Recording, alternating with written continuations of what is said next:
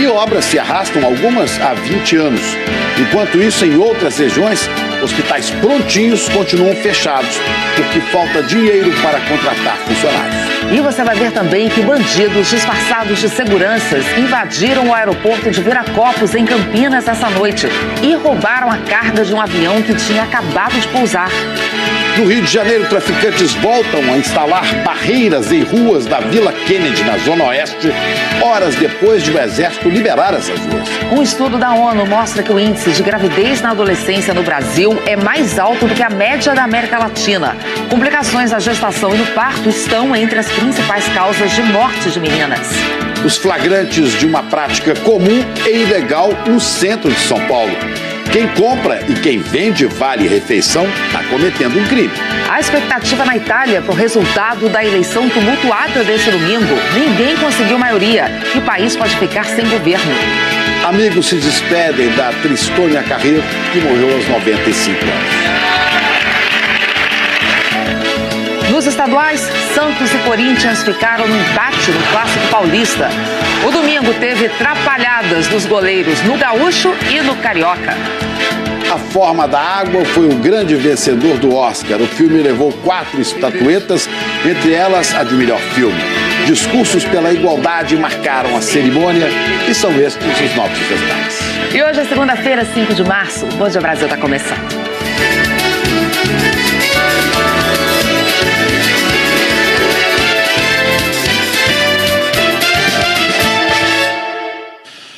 Agentes da Polícia Federal estão fazendo agora de manhã a terceira fase da chamada Operação Carne Fraca, Ana. Essa ação está acontecendo agora em 5 estados e investiga fraudes no setor agropecuário. Vamos então direto ter as primeiras informações de Curitiba com a Ana Zimmermann. Bom dia, Ana.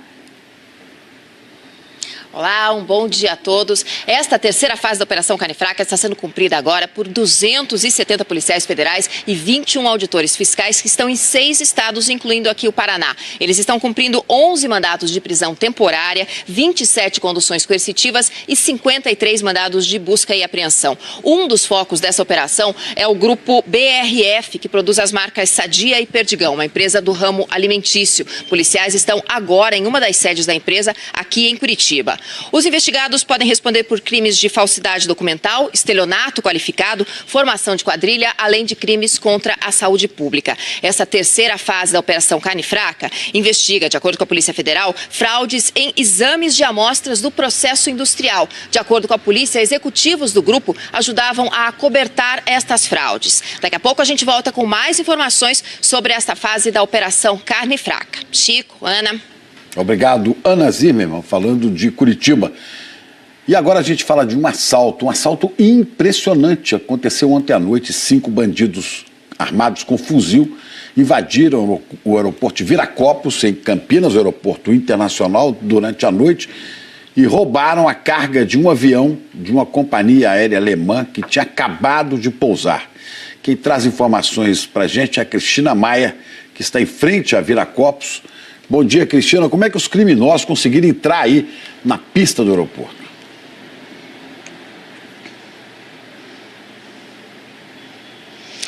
Bom dia, Chico. Bom dia, Ana. Olha só a ousadia. Eles usavam uma caminhonete pintada e adesivada, igual às viaturas de segurança do aeroporto. Por isso eles não chamaram a atenção.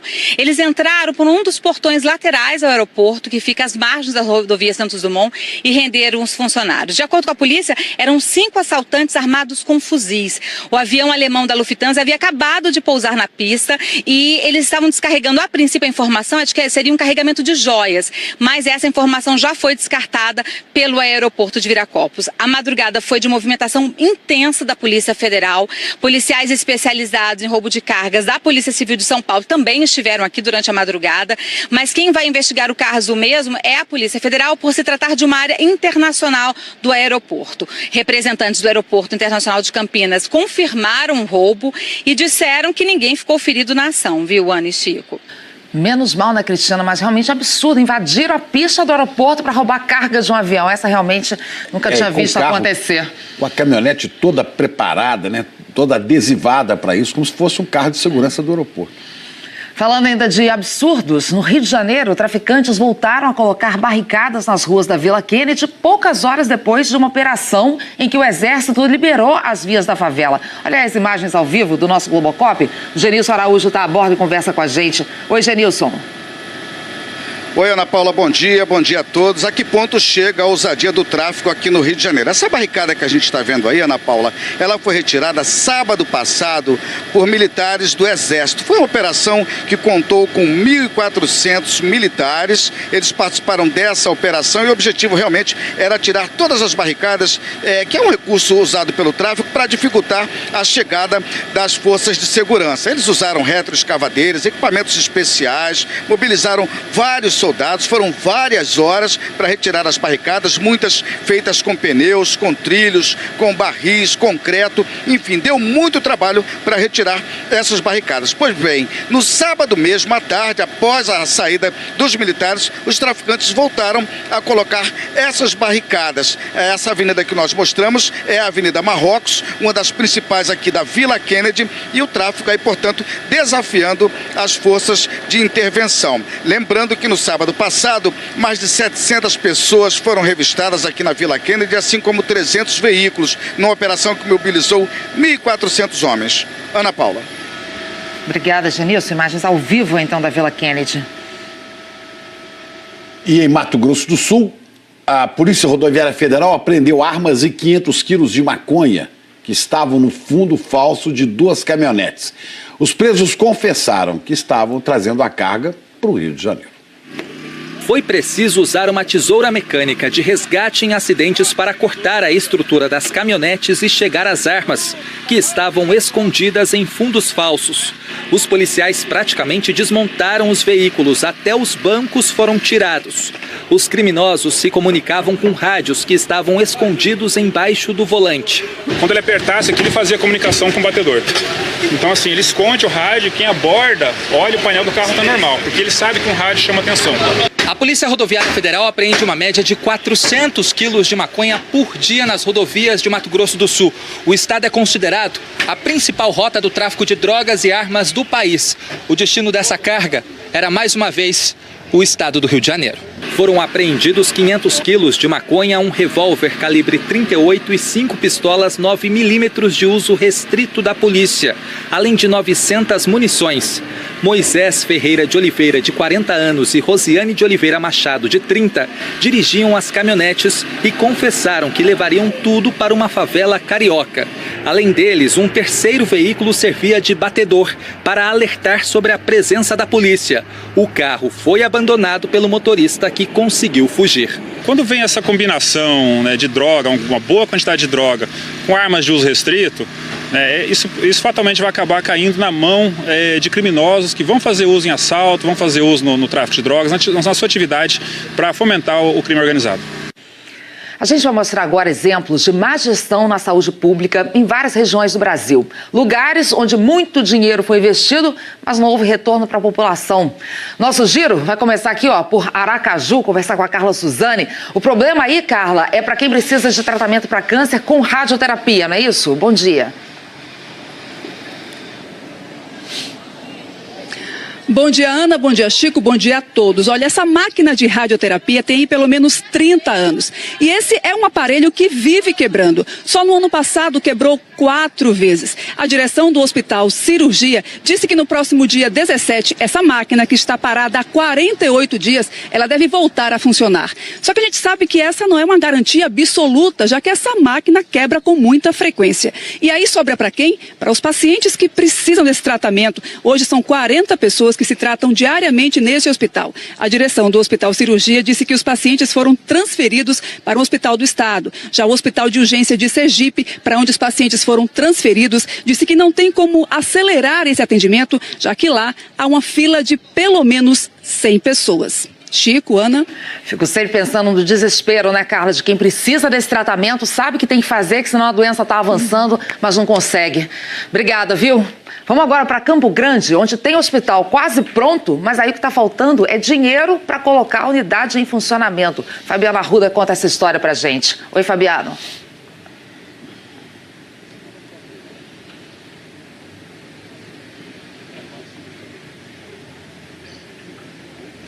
Oi, Ana, Chico, bom dia para vocês, bom dia a todos. É isso mesmo, a obra já dura mais de 20 anos, é um anexo aqui da Santa Casa, deveria ser uma maternidade até se transformar na maior promessa de saúde pública da capital, como um hospital que vai atender vítimas do trauma, especialmente vítimas de acidentes de trânsito. A previsão de conclusão é abril, são 3 andares, 110 leitos e 12 UTIs, só que o dinheiro para o custeio, como você disse, não está garantido e por isso também ainda não tem data para os atendimentos começarem. A Santa Casa estima que serão necessários 6 milhões de reais por mês para esse custeio. A direção do hospital garante que já esteve em Brasília com representantes da Secretaria Estadual de Saúde para pedir verba. No entanto, o Ministério da Saúde afirma que ainda não recebeu um pedido formal. Chico, Ana.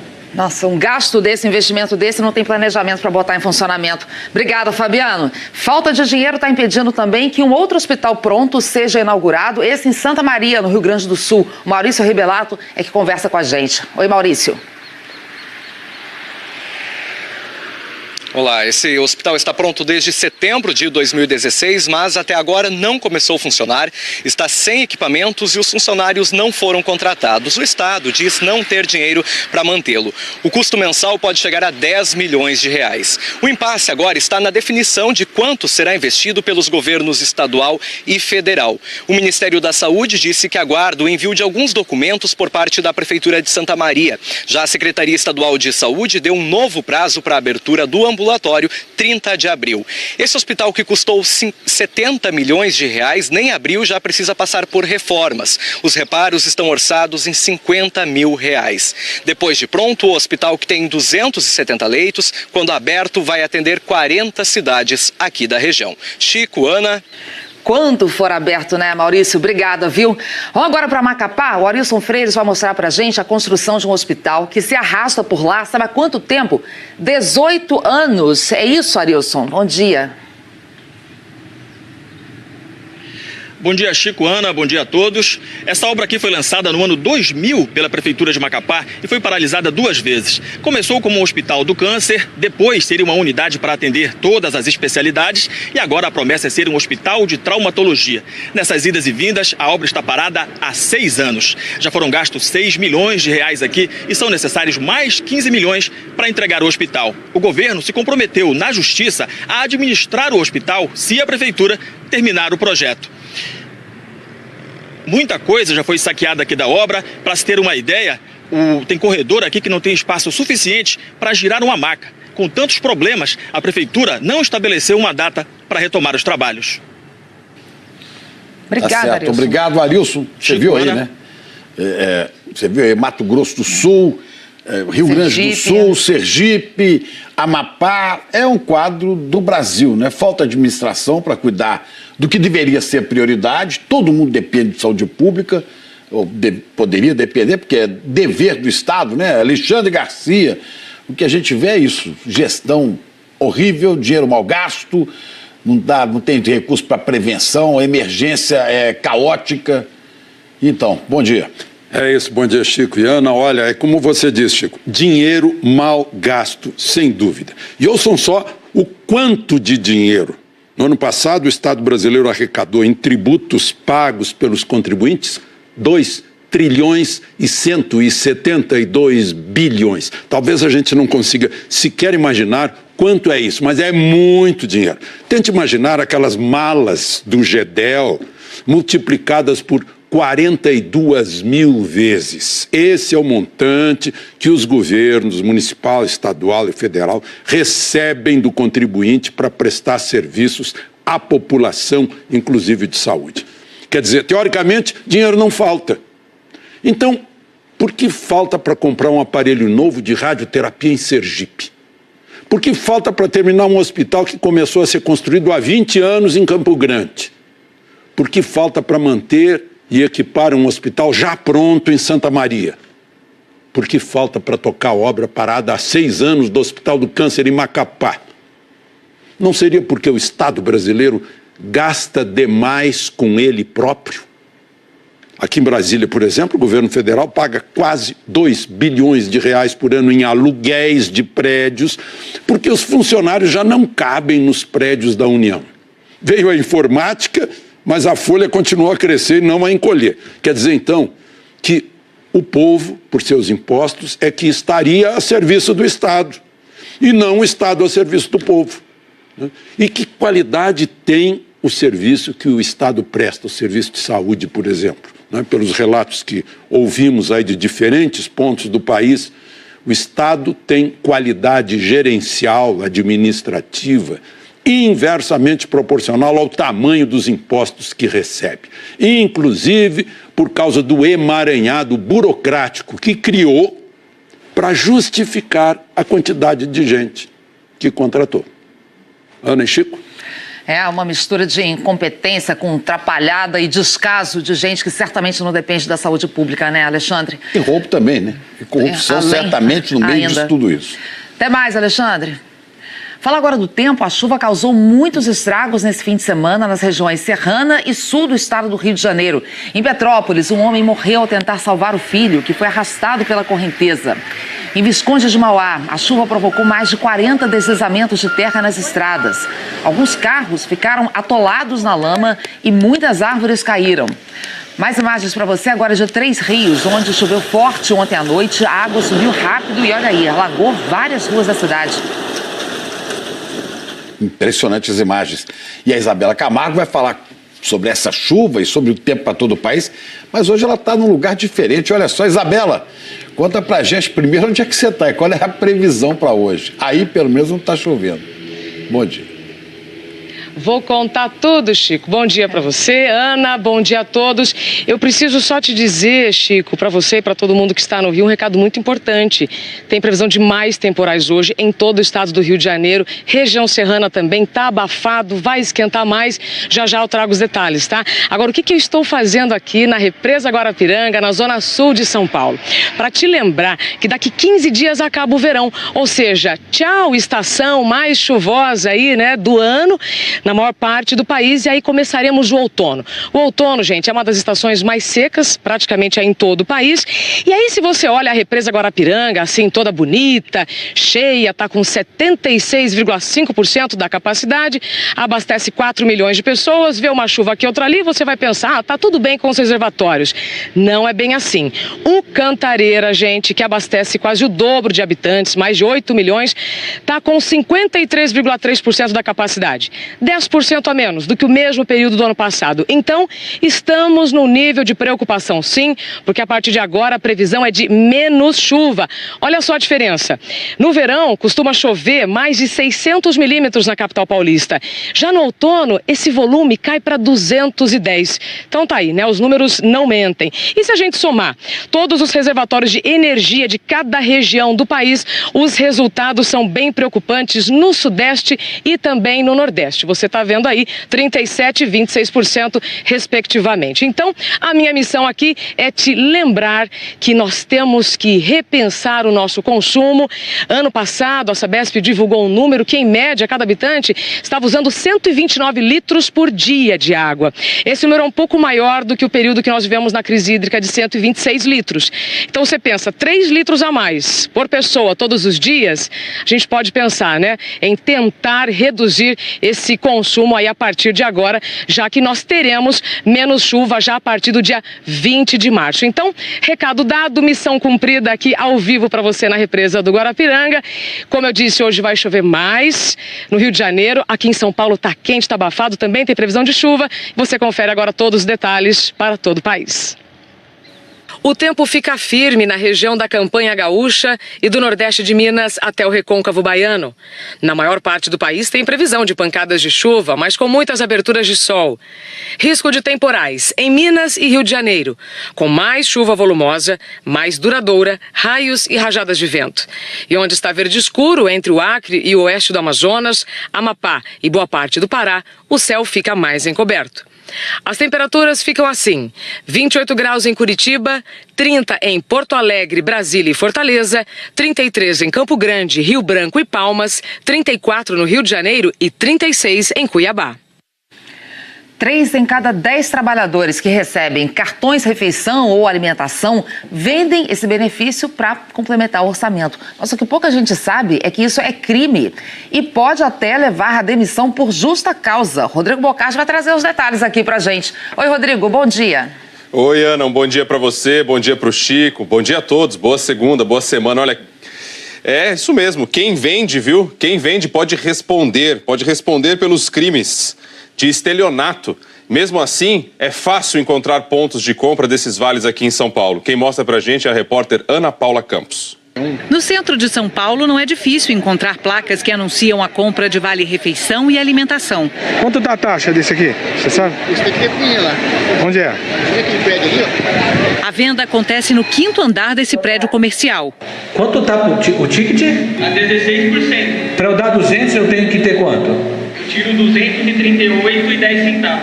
Em um outro prédio, também no centro da cidade, a mesma negociação. Quanto tá para comprar? VR. Quanto? 16? 16%. E a alimentação você pega também? Nessa banca de jornal, o cartaz deixa claro que é possível vender os vales. Dentro tem até tabela com os valores. Tem uma tabelinha ali. R$200, paga R$288,10. Um dia depois, nossa equipe voltou a um dos locais onde gravamos os flagrantes. Tem aqui, ó, até o cartãozinho, ó, informando o horário de funcionamento e todos os cartões, os vales que podem ser trocados aqui. Vocês compram aqui, dão até cartãozinho e tudo? Não tenho nada a falar, não. Mas tem até um cartãozinho ali, um cartão de visita anunciando quais os cartões que vocês, os vales que vocês trocam. Não posso falar nada, sou só funcionário. Mas já deu algum problema para vocês aqui por estar comprando os vales? Não falar nada não, desculpa. Uma pesquisa do SPC Brasil confirma o que esses flagrantes mostram. A venda do vale-refeição, apesar de ilegal, é comum entre os brasileiros. 3 em cada 10 trabalhadores disseram que já venderam o vale-refeição e 14% fazem isso com frequência. A maioria usa o dinheiro para complementar a renda, 25% para fazer compras do dia a dia, 22% para pagar contas ou dívidas e o restante poupa o dinheiro. Se o empregado vende o vale e ao invés de se alimentar, ele pega aquele valor em dinheiro vivo, ele está, na verdade, mudando o caráter do benefício, que deixa de ser um benefício indenizatório, né, para que ele se alimente, para ser parte da remuneração. E se é parte da remuneração, deveria sofrer a incidência de encargos. As empresas que oferecem vale-refeição e alimentação para os funcionários não pagam impostos sobre o valor desses benefícios. E é justamente por isso que eles não podem ser vendidos. Segundo o Ministério do Trabalho, quem for flagrado vendendo o auxílio-refeição pode até ser demitido por justa causa. Essa circular do Ministério Público do Trabalho diz que vender o benefício é considerado crime de estelionato. E o alerta está no próprio cartão. Já quem compra o vale-refeição pode ser enquadrado no crime de usura, porque desconta um valor alto demais para levar vantagem sobre o trabalhador. Há também o crime de lavagem de dinheiro. Funciona assim: o comprador usa o dinheiro de origem ilegal para comprar o vale-refeição. Depois ele desconta os tickets na administradora do cartão e sai com o dinheiro limpo. É muito possível caracterizar um crime de lavagem de dinheiro, pode ser um caminho para fazer isso. E dependendo de como isso for feito, com uma pessoa, com várias pessoas, você pode ter uma organização criminosa, formação de quadrilha, você tem aí uns desdobramentos do crime. Em nota, a Associação Brasileira de Benefícios ao Trabalhador diz que mais de 10 mil estabelecimentos comerciais foram descredenciados no último ano por não atenderem aos pré-requisitos da lei do PAT, que é o Programa de Alimentação do Trabalhador. E também em nota, a Polícia Civil informou que caso a vítima, empresa ou empregado se sentir ilesada com a venda do benefício, ela deve comunicar à polícia para que o caso possa ser investigado. A Secretaria de Segurança Pública diz também que na área citada na reportagem não foram encontradas ocorrências relacionadas a esse tipo de comércio.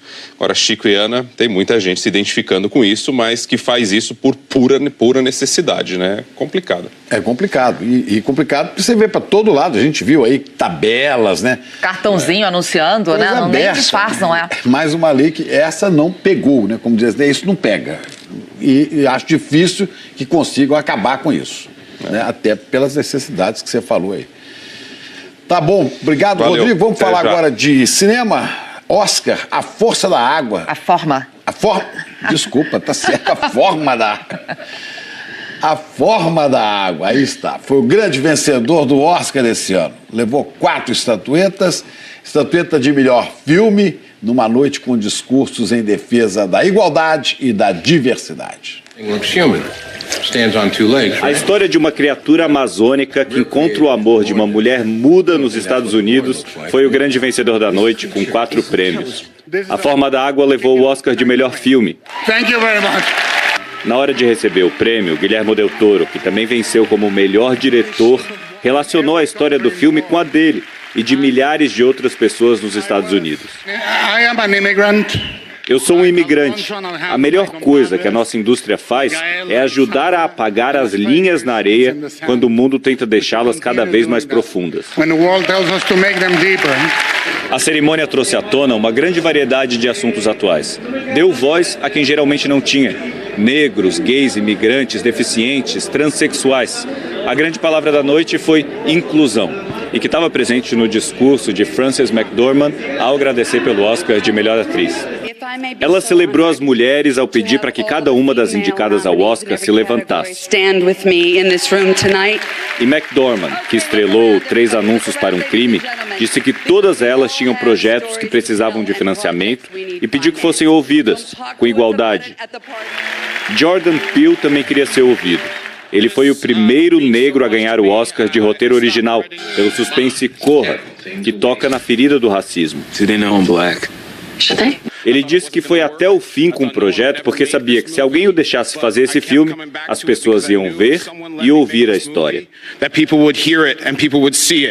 O prêmio de melhor roteiro adaptado foi para Me Chame Pelo Seu Nome, produzido pelo brasileiro Rodrigo Teixeira, que fala sobre a descoberta da sexualidade de um garoto que se apaixona por um homem mais velho. O ator Michael Stuhlbarg interpreta o pai desse garoto. Ele diz que quando assistir ao filme, espera que o público se lembre de como é gostar de alguém e quão raro isso é. O chileno Uma Mulher Fantástica, melhor filme estrangeiro, também fez história. É o primeiro estrelado por uma transexual a levar o Oscar. Não houve surpresa na escolha de Gary Oldman na categoria Melhor Ator. Ele interpretou Winston Churchill em O Destino de uma Nação. O Oscar de melhor ator coadjuvante foi para Sam Rockwell, pelo papel de um policial controverso em 3 anúncios para um crime. Allison Janney. E a melhor atriz coadjuvante foi Allison Janney, de Eutônia. Thank you very much. A academia parece ter dado um recado. Ao incluir, diversificar os personagens, quer chegar mais perto do público. Foi o que o apresentador Jimmy Kimmel fez. Convidou algumas das estrelas para sair do teatro no meio da cerimônia. Foram até um cinema que ficava ali perto, onde uma plateia assistia a um filme sem suspeitar de nada. E agradeceram. Obrigado por assistirem aos filmes. Thank you, guys.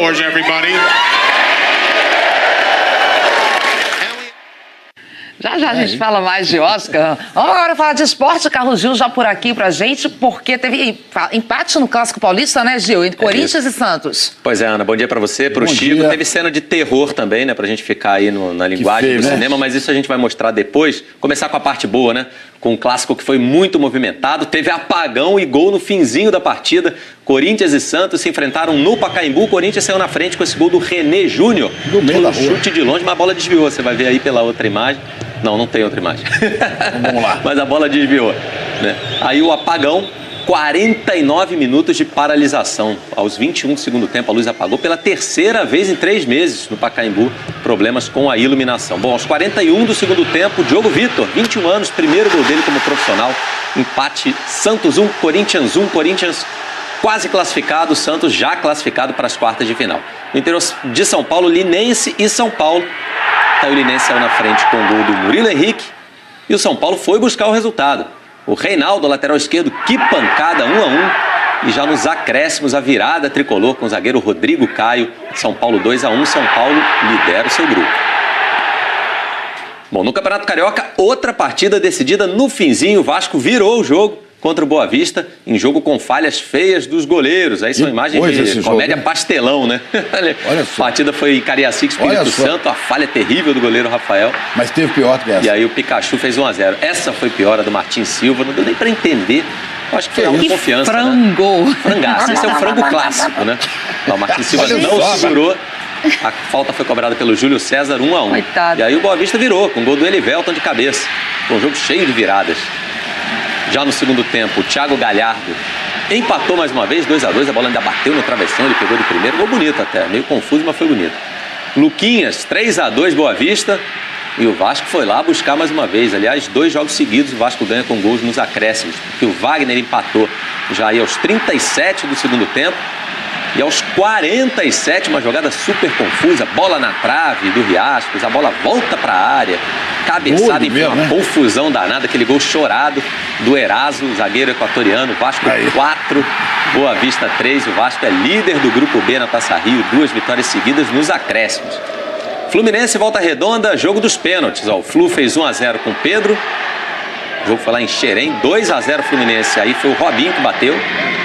E o Volta Redonda diminuiu 2-1, só gol de pênalti. Isso aí. O Flu é líder do Grupo C com 3 vitórias em 3 jogos. Derrota minha agora. Muito bom. Agora, pois é, em Minas, no clássico matutino, né? 11 da manhã. Vitória do Cruzeiro no Clássico Mineiro, no estádio Independência, lá no Horto. Belo passe do Rafinha aí pro Raniel, que está substituindo o Fred. Aí o Raniel teve a frieza de atacante para colocar no cantinho, 1-0 Cruzeiro. O Cruzeiro, aliás, garantiu a primeira colocação na primeira fase, vai ter vantagem nos mata-matas. O América recebeu no mesmo estádio o Democrata do Governador Valadares, 1-0, gol do Serginho. O Democrata empatou com o Fernando de pênalti. E o Ailon definiu a vitória do Coelho. Golaço. América, vice-líder, venceu por 2-1 o Democrata. Bom, como eu falei, a rodada de domingo, infelizmente, teve mais episódios de violência entre torcedores. Um homem morreu espancado. Foi em São Paulo. A confusão foi numa estrada na região metropolitana da capital antes da partida entre Santos e Corinthians. Uma pessoa morreu depois de ser agredida por torcedores do Santos. Segundo a polícia, Danilo Silva dos Santos era torcedor do Corinthians.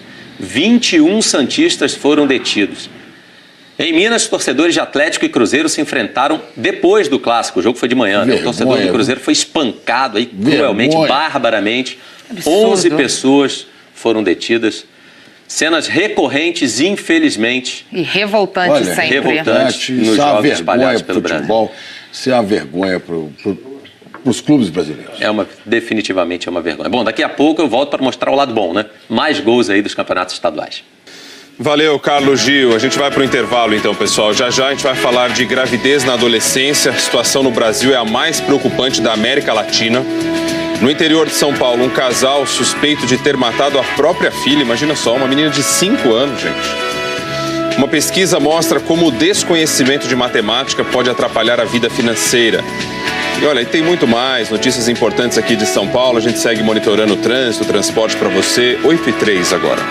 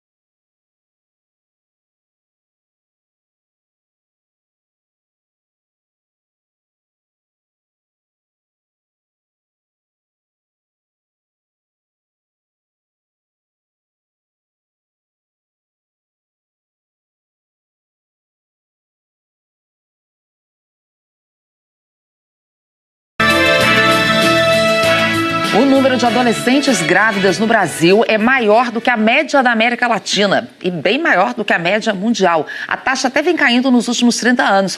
Mas, Rodrigo, a situação ainda preocupa bastante. A gente vai fazer uma comparação aqui para ter uma ideia. Preocupa muito, viu, Ana? Aqui, de cada 1.000 adolescentes entre 15 e 19 anos, mais de 68 ficaram grávidas. Para a gente ter uma ideia de como isso é alto, nos Estados Unidos foram 22 meninas grávidas para cada grupo de 1.000. Vamos dar uma olhada na reportagem da Renata Ribeiro.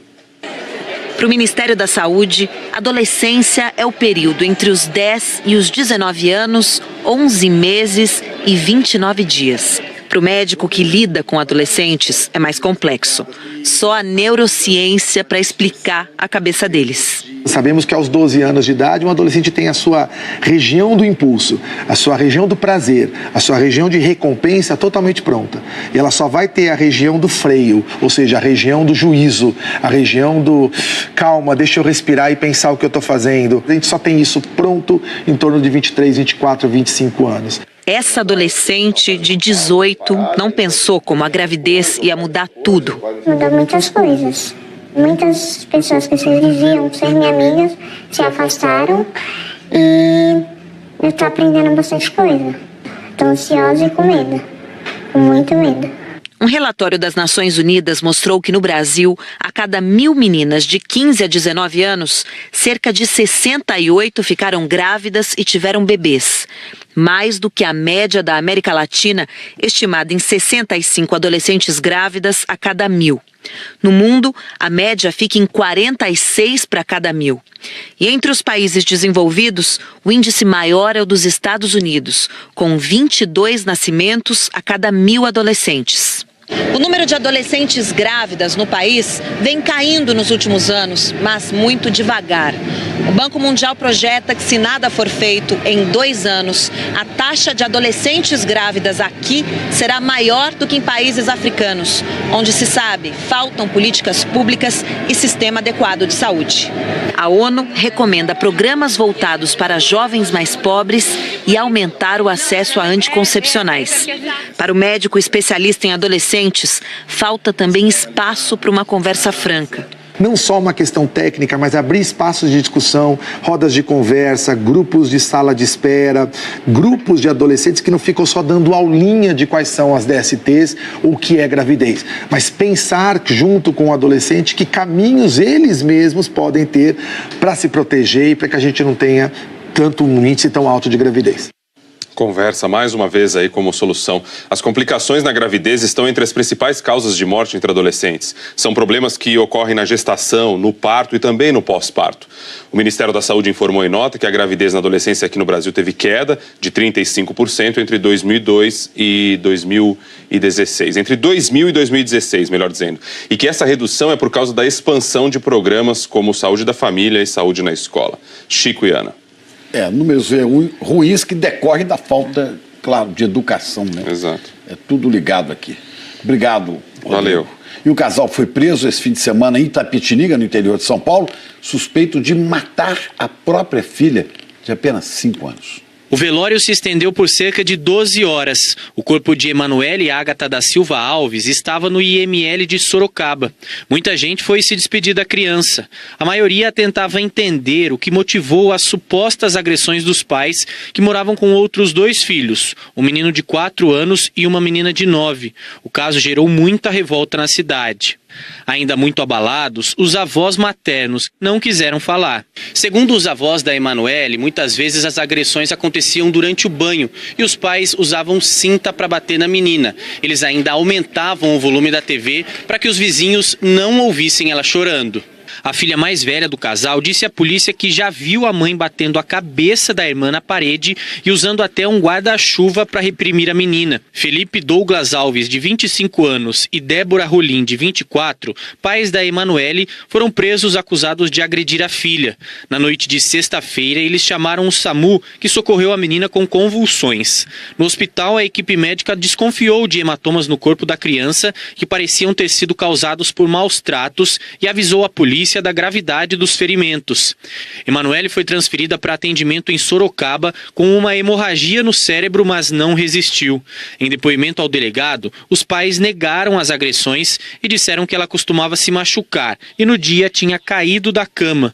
Mas como contaram versões diferentes, foram presos em flagrante por maus tratos qualificado por causa da lesão grave. Em agosto de 2016, mãe e filha participaram de uma reportagem sobre recuperação de guarda. Em entrevista, a mulher alegou que a filha nasceu prematura, depois teve depressão pós-parto e não conseguia chegar perto da menina. O Conselho Tutelar entrou no caso e a Justiça determinou que a criança ficaria provisoriamente em um abrigo. Só um ano depois, a mãe conseguiu a guarda definitiva. Em janeiro de 2017, um boletim de ocorrência foi registrado na Delegacia da Mulher contra os pais por maus tratos aos filhos. Eles também tinham passagens por negligência e uso de drogas. Os outros 2 filhos do casal estão num abrigo do Conselho Tutelar. Sobre o boletim de ocorrência de janeiro do ano passado, a polícia entendeu que não se tratava de um caso grave de maus tratos. Os pais só assinaram um termo circunstanciado, foram ouvidos e liberados. Mas a gente viu que a história é muito maior do que isso. E ninguém olhou com o cuidado que deveria, né? 8h11 agora, Glória. Que horror. Ai, olha, nem me fala.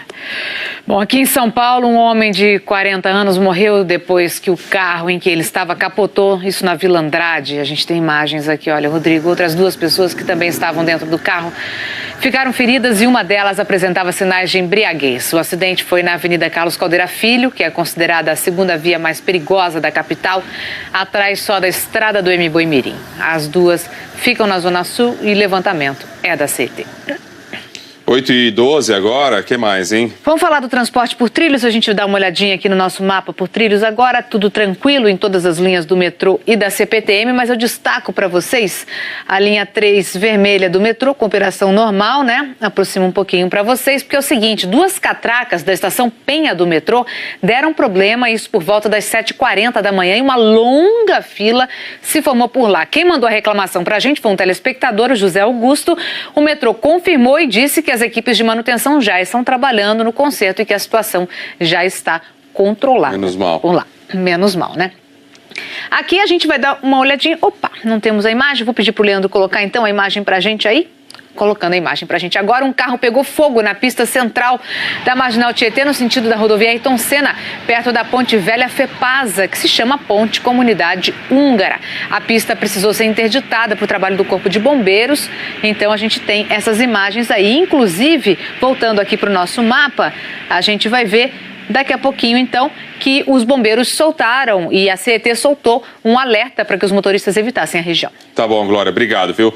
8h13, a gente vai para o intervalo, já a gente atualiza mais. Vamos mostrar já o que diz a pesquisa que relaciona conhecimento de matemática com endividamento. E outras notícias de São Paulo, 8h13 agora.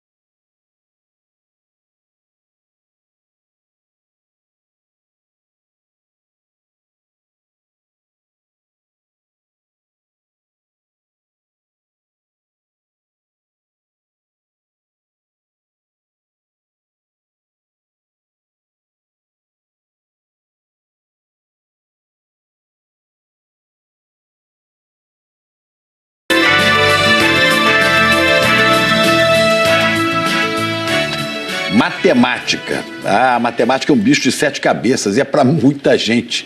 E uma pesquisa mostra que quem não sabe fazer conta corre mais risco de se endividar, né? Rodrigo Bocardi, é um tal de se perder no quanto ganha, no quanto pode gastar. O resultado é que depois sobram dias e falta dinheiro, falta salário, não é assim? E a conta não fecha, né? Não fecha. Olha, uma pesquisa que foi feita com mais de 3 mil pessoas em todas as regiões do Brasil constatou o que a gente percebe na prática. Não faz a conta direito do que está ganhando, menos ainda de quanto gasta, faz empréstimo sem ver a taxa de quanto vai pagar e por aí vai. E por aí vai. Vamos ver o resultado aí na reportagem do Felipe Ciani. Tá precisando comprar fruta para deixar em casa? Bora pra Feira Livre. Tá com dinheiro contadinho? Bora gastar direito.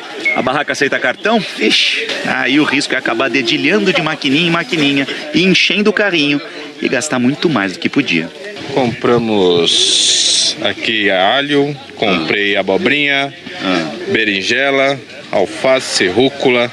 O segredo é ficar o tempo todo calculando para comprar o que precisa pelo preço que se pode pagar. Vamos lá. A maçã gala tá 6 por R$5 e a pera Williams 6 por 10. 6 mamões papaias que o Ferente jura que estão docinhos de tudo saem por R$15.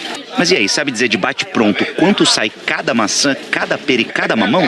Enfim, quanto sai cada fruta? Uma dúzia nanica. Quanto que o senhor pagou? R$5. Quanto que dá cada banana aí? Uma dúzia, 10 vezes 30... 35 centavos, dá 80 e poucos centavos, 82 centavos. 82 centavos, agora sim, agora palavra final. Não, é menos. Mamão tá 3 por 5, né? Deve sair 1 e pouco cada um, né? 1 e quanto? Deixa eu ver, 1,50, 1,60. 1,83. Olha, tá vendo? Mais ou menos isso, né? Cada um. A maquininha tá aqui, ó. Ela é a maquininha. Bom, como dá para perceber, na hora de comprar certas coisas, muita gente não calcula rigorosamente o que está comprando. E em casos extremos, isso pode ser financeiramente bem perigoso. É que uma pesquisa que foi feita em todas as regiões do país chegou à seguinte conclusão. Quem tem problemas com os números, normalmente tem problemas também para administrar as próprias finanças. O resultado é que quem briga com a matemática acaba brigando com o próprio salário e se endivida mais. O Flávio, que coordenou a pesquisa, mora na Europa, por isso que a gente falou com ele pela internet. Os pesquisadores dele conversaram com mais de 1.500 grupos de pais e filhos e se surpreenderam um monte com o que foram ouvindo de muitos entrevistados. Uma pessoa que vai ao médico, o médico dá a opção, como foi uma das nossas perguntas, de qual tratamento você acha que tem a maior probabilidade de êxito. 1 sobre 10, 1 sobre 100, 1 sobre 10 mil. E as pessoas não entenderem que dentro de uma fração, quanto maior o número de baixo, menor o número total. Se você tem um baixo conhecimento da matemática, você tem 43% a mais de chance de estar endividado no nosso país. Já quem entende e muito de planejamento financeiro não se surpreende tanto com essa relação de causa e efeito da operação dinheiro menos matemática é igual a rombo na conta bancária. Entrar em dívida não tem nada de errado a princípio. O problema é entrar numa dívida que você não consegue pagar e virar um inadimplente. A matemática explica fundamentalmente não propriamente o endividamento, mas a escolha da dívida mais cara, que é a dívida que está disponível. Sabe aquela linha de crédito que alguém disse, olha, é sua, sai gastando. É ali que mora o perigo. Ou seja, para a professora, das habilidades matemáticas que mais fazem falta, tá a de porcentagem. E nessa é comum demais a gente falhar, quer ver? É só voltar para a feira, onde feirante bom é feirante que sabe negociar, certo? É 8 por 10, né? Aí eu ponho 10 por 10, 2 a mais para a freguesa. Mas aí o desconto que a senhora dá é de quantos por cento? De R$2. Mas em porcentagem dá quanto? Porcentagem dá o quê? 10%? Não, 2%. Dá mais, ué. De 10? Aí você me pegou nessa daí, né? Bom, pelo menos ela jura que não tem dívida nenhuma. Tá aí, ó. Segundo a Serasa, hoje há 60 milhões de brasileiros endividados. 60 milhões de uma população de 207 milhões. Temos um percentual aí de... Chico e Ana. Bom, nem estava acompanhando seu raciocínio. Conta aqui pra gente, né, Rodrigo? Acompanhando seu raciocínio, não estou esperando você concluir. Pode dizer agora. 60 milhões de 207 Então conclua, porque a gente não estava acompanhando seus números. Aproximadamente 35% da população. Vamos checar se é isso mesmo. Agora, Rodrigo, se sabendo matemática, mesmo assim já é difícil, né? Fazer o salário render até o fim do mês, imagina se perdendo nas contas, né? Mas a história é que é sempre mais difícil para ganhar, é sempre mais fácil para gastar do que para ganhar, né? É verdade. Até mais. E olha, começa hoje a Expo Direto Cotrijal, uma das mais importantes feiras do agronegócio. A Franciele Alonso está na cidade gaúcha de Não Me Toque. Franciele, bom dia, gente. A beça esperada aí hoje. Bom dia, Chico. Bom dia, Ana. A expectativa é que 250 mil pessoas de mais de 70 países participem da feira, que tem mais de 500 expositores. A Expo Direto discute tecnologia para o setor rural. Ao longo de 19 edições, a Expo Direto tem levado muito conhecimento aos produtores, para que eles possam produzir mais sem agredir o meio ambiente. Até sexta-feira, os visitantes que vierem até aqui vão poder conversar com pesquisadores e conhecer novos produtos e equipamentos que facilitam a vida no campo. Entre os temas em debate dessa edição está o envolvimento das mulheres e dos jovens no agronegócio. A entrada aqui no parque é de graça. Franciele Alonso para o Bom Dia Brasil. Obrigado, Franciele. Eu estou aqui com a Isabela Camargo. A gente vai dar mais um toque aí da previsão do tempo. Ela está na represa Guarapiranga hoje e atualiza tudo pra gente. Isa, bom dia. Bom dia, Rodrigo. Você viu que cenário bonito que eu tô, né? Bonito mesmo, muito Olha bacana. Só. Tudo de bom. Eu tenho vários recados. Primeiro é para dizer o seguinte, tá quente e vai esquentar mais, tá? Agora tá fazendo 23 graus na capital, a temperatura vai chegar até os 32 e hoje tem previsão, sim, todas as condições para pancadas de chuva. Tá muito úmido, tá bem abafado, tá? Amanhã, inclusive, nós teremos mais temporais, mas aí eu trago mais detalhes amanhã cedinho. Quero dizer o seguinte, gente, quem olha pro Guarapiranga parece que tá tudo bem, realmente está no Guarapiranga, 76% aí do nível, mas o Cantareira não está tão bom, só 53,3%, 10% a menos do que o mesmo período do ano passado. E aí a minha missão é dizer para você o seguinte, daqui 15 dias acaba o verão, a gente entra no outono, numa das estações mais secas aqui na capital paulista, então eu gostaria de fazer um pedido para você. Assim como a chuva também vai diminuir, nós temos que pensar em diminuir o nosso consumo de água, porque a estação chuvosa vai acabar e não choveu como deveria. E agora ainda vai chover menos ainda, tá certo, Rodrigo? A gente vai voltar aí e falar disso nos próximos dias, tá bom? O importante é que hoje esquenta e tem chuva mais tarde. O que a gente já aprendeu com a história, e é importante, né, frisar isso, é que vai diminuindo a quantidade de água e de fornecimento, né? Ao mesmo tempo a conta vai subindo, então tem que tomar cuidado pra gente não se perder nessa. Obrigado, viu, Isa? Olha, o dia começou com uma notícia importante na Ásia. Representantes da Coreia do Sul chegaram à Coreia do Norte para uma visita histórica. Eles foram recebidos pelo próprio ditador Kim Jong-un. A comitiva de 10 representantes desembarcou em Pyongyang para uma viagem de 2 dias. As conversas vão ser sobre a relação entre as Coreias, você sabe, sempre muito tensas, essa relação sempre muito tensa, e também sobre os Estados Unidos. Agora 8 horas e 24 minutos, a Glória dá outra atualizada pra gente. Falava daquele carro que pegou fogo, né, no outro bloco. E aí disse que a CET soltou um alerta para que os motoristas evitassem a região ali da marginal do Rio Tietê, perto da Ponte Velha Fepasa, né? Então tá ali em cima, olha. A gente tem atualização do corpo... Esse não amplia, esse não aumenta, mas a gente tem atualização do Corpo de Bombeiros dizendo que o incêndio foi extinto no carro ali na região e que não houve vítimas, né? Então a informação importante tá aí. Informação também do Corpo de Bombeiros dizendo que teve um acidente entre carro e ônibus em Cidade Ademar, na Avenida Ângelo Cristianini, na altura do número 108, Rodrigo. Valeu, Glória, obrigado, viu? Nada. A gente vai pro intervalo, já vamos voltar com a expectativa na Itália, onde teve eleição ontem. As pesquisas mostram que o país está bem dividido. E São Paulo também, a gente sempre de olho, 8h25.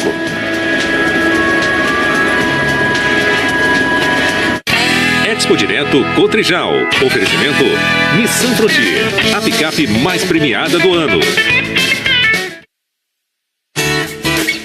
A arroz, trigo e milho. Você sabia que 2/3 de todas as calorias que a gente consome vêm desses alimentos? Nada contra esses alimentos, só que variar o cardápio é fundamental para nossa saúde. O Gabriel, por exemplo, ele incluiu um monte de alimentos diferentes no dia a dia e olha só o que aconteceu. Eu perdi 35 quilos. Em quanto tempo? De maio do ano passado até agora. Estamos te esperando para falar mais sobre isso. Depois do Mais Você.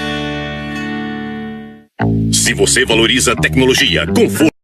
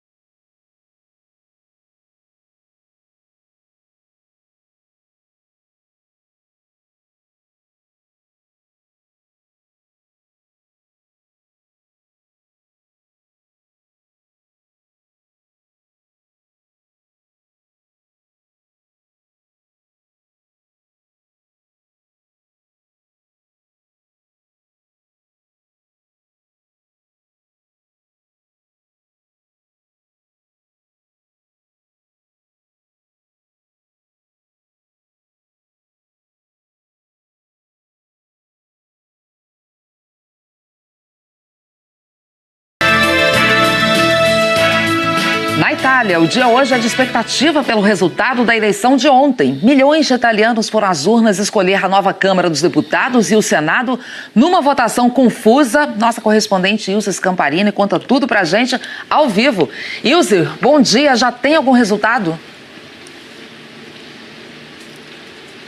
Bom dia, Ana Paula, Chico, bom dia a todos.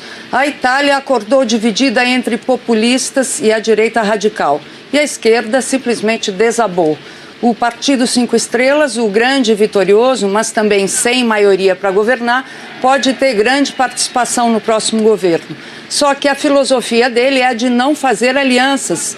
Outro grande vencedor foi o Partido da Liga, anti-imigração e anti-Europa, que conseguiu canalizar o medo que as pessoas têm do excesso de imigrantes. Silvio Berlusconi se revelou, na verdade, um grande perdedor. O seu partido, Força Itália, foi ultrapassado pelo do aliado Matteo Salvini, a Liga.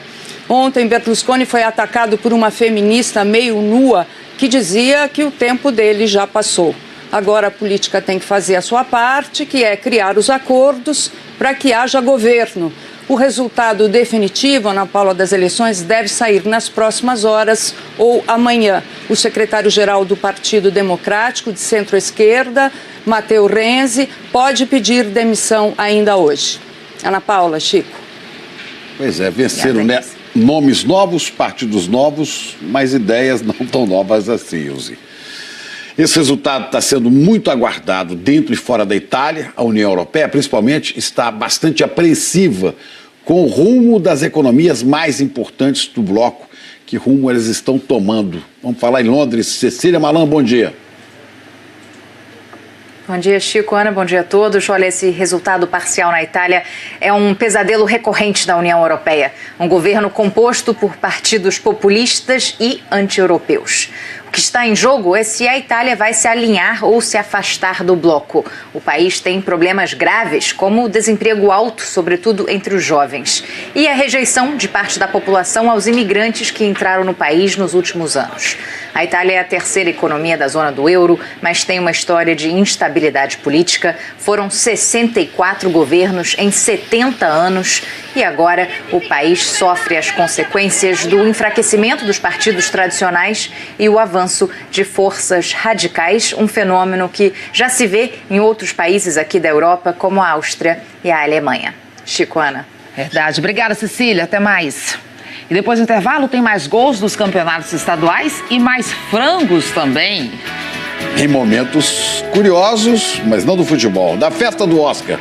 É daqui a pouco, 8h31 agora, a hora de Brasília. Notícia urgente. Um satélite acaba de...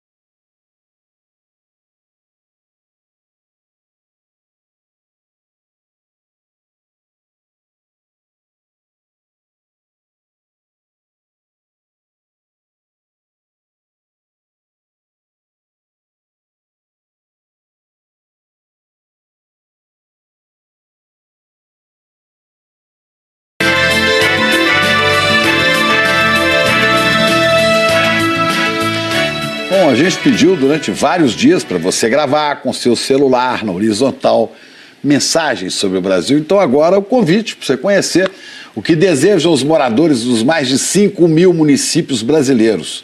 Entre as milhares e milhares de mensagens que estão chegando para nós aqui, nós escolhemos uma de cada cidade.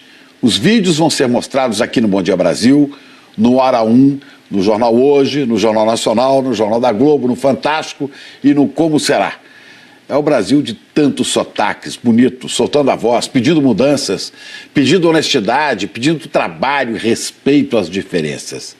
Vem com a gente, é uma viagem que vai até setembro. Vamos juntos descobrir, afinal, o que é que os brasileiros querem para esse nosso país. Olha aí. Meu nome é Aldo Espinosa, moro em Rio Verde, Mato Grosso do Sul. Eu quero um Brasil de liberdade, justiça e igualdade. Que cuide, que proteja, que alimente, que ame, que realize os sonhos dos seus filhos. Um Brasil cuja nação seja herdeira da sua riqueza e que os seus governantes sejam um braço de justiça. Sou Maria Dionésia Santos da Silva, de Santa Cruz do Piauí. O Brasil que eu quero para o futuro é um Brasil livre de violência e corrupção, para que resgatemos o nosso direito de ir e vir como filhos da nação. Arthur Proman, Cachoeiras de Macacu, Rio de Janeiro. Quero um Brasil que proteja o meio ambiente, as crianças, os idosos e os animais. Uma economia sustentável e crescente que respeite as florestas e os recursos naturais. Me chamo Cacilda, moro em São José da Coroa Grande e o Brasil que eu sonho é o Brasil da igualdade, onde as pessoas sejam respeitadas em seus direitos, que o professor receba salário digno, que tenha um piso salarial que seja o valor do salário de um médico. Meu nome é Maria Eduarda, tenho 10 anos e moro no estado de Amapá. O Brasil que quero para o futuro é um Brasil com menos poluição e devastação, porque daqui que tiramos nosso alimento e nosso ar puro. Viva a Amazônia! Eu, Manuela Veiga, de Laguna, Santa Catarina, quero um Brasil pela educação. Porque independente de onde você esteja ou com quem esteja, o conhecimento é algo que ninguém tira de você. Eu amo Laguna, eu amo o meu país. Sou o Ney Marçal. Eu sou a Andréia. E esse é o Leonardo. Estamos na Universidade Federal da Fronteira Sul, na cidade de Cerro Largo, Rio Grande do Sul. Nós queremos um país com mais educação para a transformação de todos nós.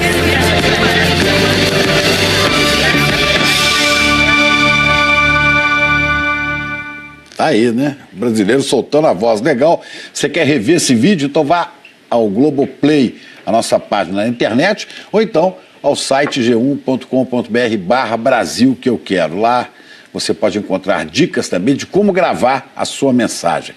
Se você não mandou ainda, então dá tempo. A gente quer saber que Brasil você quer para o futuro.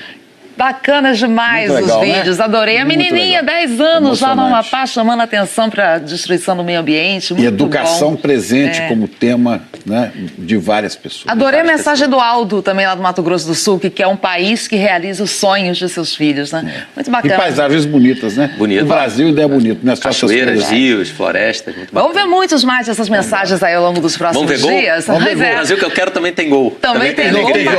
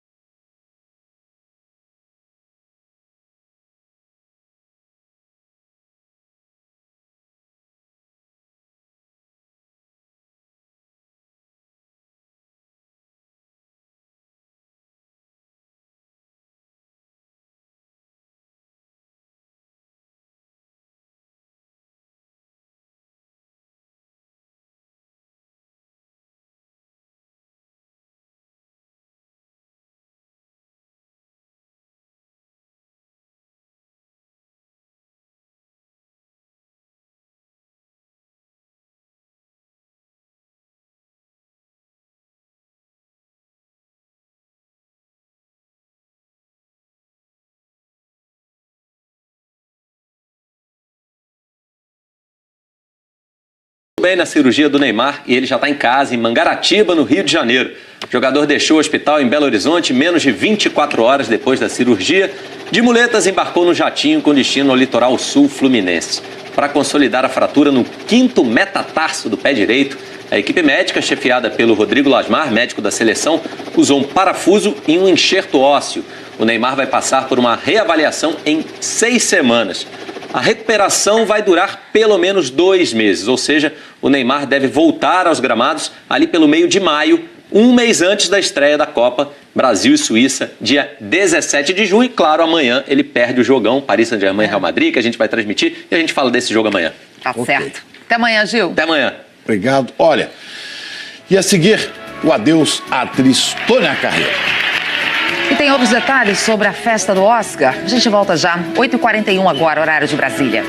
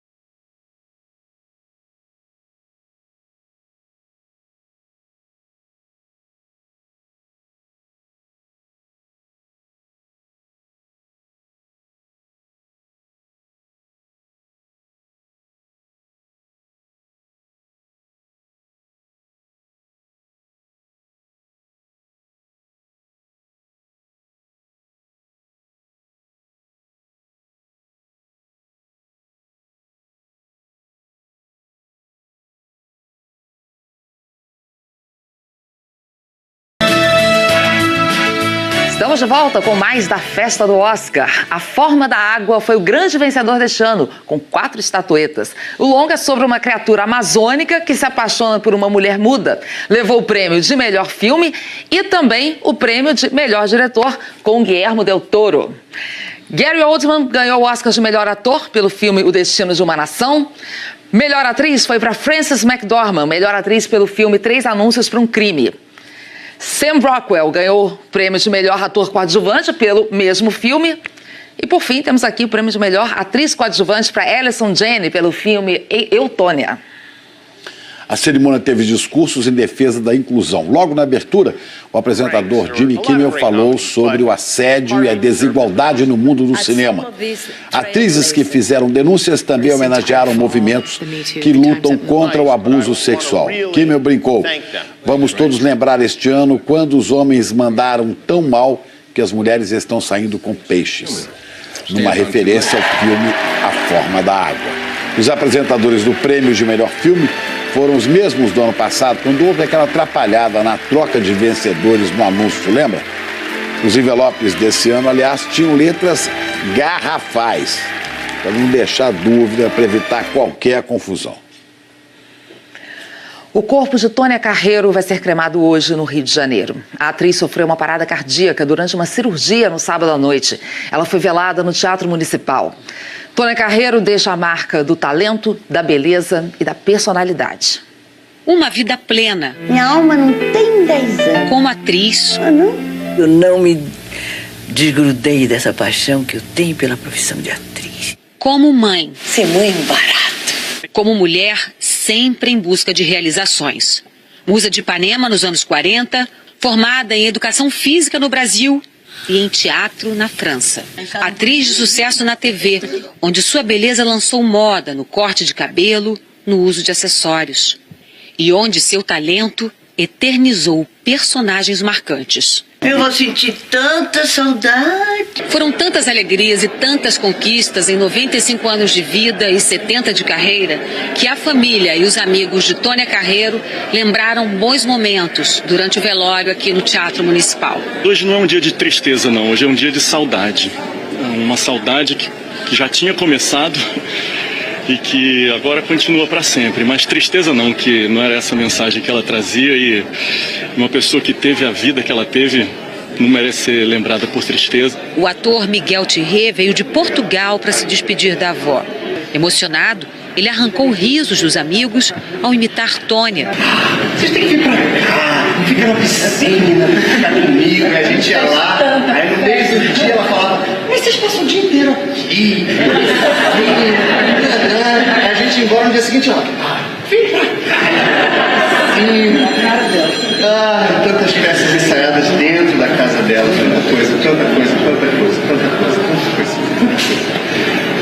Um exemplo de mulher batalhadora, que lutou pelos seus direitos e foi para a rua pelas diretas já. Ela também era muito ativa, né, muito participativa de todos os movimentos políticos. Ela era muito à frente do tempo, né? Uma imagem muito forte da Tônia é a passeata da Contra a Censura de 68, que tem Tônia, Eva Vilma, Norma Bengel e Cassandra Becker, todos de mini saia e uma placa enorme, assim, uma faixa, baixa censura. Eu sempre falo, uma bela mulher e bela como pessoa também.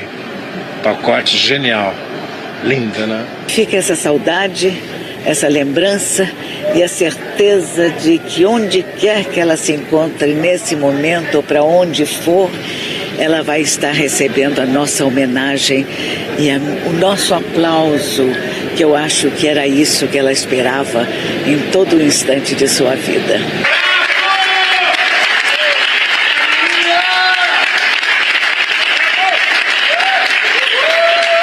Merece todos os aplausos mesmo, né? Verdade. Pois é, Rodrigo Bocardi. Olha, aqui em São Paulo, nos despedimos de olho nas investigações do roubo no aeroporto de Viracopos, em Campinas. Agora há pouco, a Polícia Federal confirmou que foi levada uma carga de dólares. Seria dinheiro que chegou num cargueiro e esse dinheiro seria colocado num carro forte. Até agora ninguém foi preso, a gente segue acompanhando. Uma boa segunda, boa semana para todos e até amanhã. Aqui em Brasília, o presidente Temer se reúne com o ministro interino da Defesa, general Silvio Luna, agora de manhã. Uma ótima semana para todo mundo. E hoje, finalmente, o primeiro comboio de ajuda humanitária começou a chegar em Guta Oriental, na Síria. Os 46 caminhões com comida e remédios já estão entrando na região, no subúrbio de Damasco. Mais um enviado especial da ONU que acompanha a entrega disse que os bombardeios das forças do ditador Bashar al-Assad não param. Só sofrimento por lá. Bom início de semana, gente. Até amanhã. Outras notícias a qualquer momento, logo mais no Jornal Hoje. Ótima segunda-feira, ótima semana para todos nós e até amanhã aqui no Bom Dia Brasil. E você aí de Ribeirão Bonito, no interior de São Paulo, pensa aí, que Brasil você quer para o futuro? Ribeirão Bonito faz 128 anos hoje. Coragem, que hoje é segunda-feira.